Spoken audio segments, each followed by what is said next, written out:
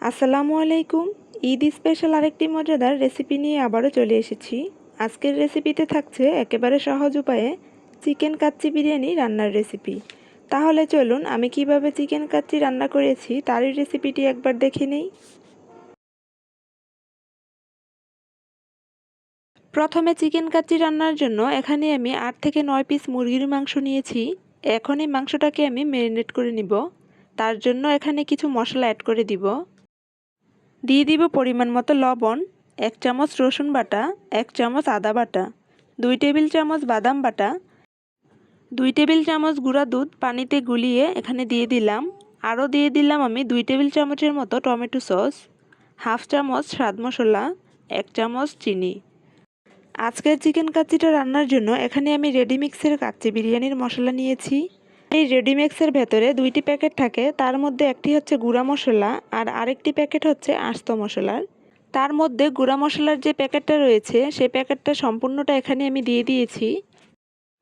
সবশেষে দিয়ে দিব এখানে কিছু পেঁয়াজ বেরেস্তা ও 1/3 কাপ পরিমাণ পেঁয়াজ বেরেস্তার যে তেলটা রয়েছে সেই তেলটা এখানে আমি দিয়ে দিব।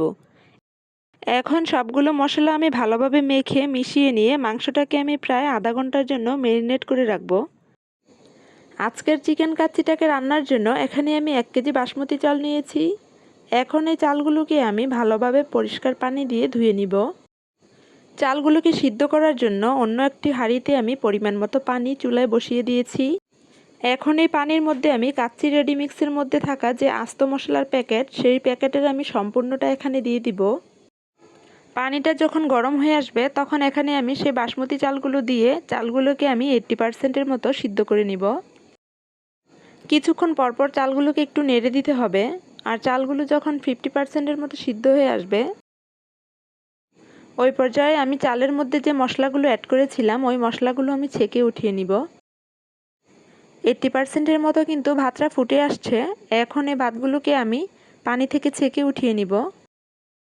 যে মাংসটা আমি আগে ম্যারিনেট করে রেখেছিলাম এখন ওই ম্যারিনেট করা মাংসের উপরে আমি কিছুটা পরিমাণ ভাত দিয়ে দিব। ভাতগুলোকে আমি ছাঁকনি দিয়ে ছড়িয়ে দিয়ে এর উপর আমি দিয়ে দিব আগে থেকে ভেজে রাখা আলু, কিছু কেটে নেওয়া আলু বোখরা, কিচমিচ, আরও দিয়ে দিব কিছু পেঁয়াজ বেরেস্তা ও 2 চামচের মতো গুঁড়া দুধ। সাথে আরও দিয়ে দিব আমি 1 চামচ ঘি। দ্বিতীয় লেয়ারে আবারও এর উপর দিয়ে দিব কিছুটা পরিমাণ ভাত আর ভাতটাকে একটু ছড়িয়ে দিয়ে এর উপর দিয়ে দিব ভেজে নেওয়া আলু, কিছু পেঁয়াজ বেরেস্তা ও 1 টেবিল চামচ গুঁড়া দুধ। আরও দিয়ে দিব 1 চামচ ঘি ও সামান্য একটু অরেঞ্জ ফুড কালার, তবে আপনারা চাইলে ফুড কালারটাকে স্কিপও করতে পারেন। কাচ্চি রান্নার জন্য সব ধরনের প্রসেসিং শেষ।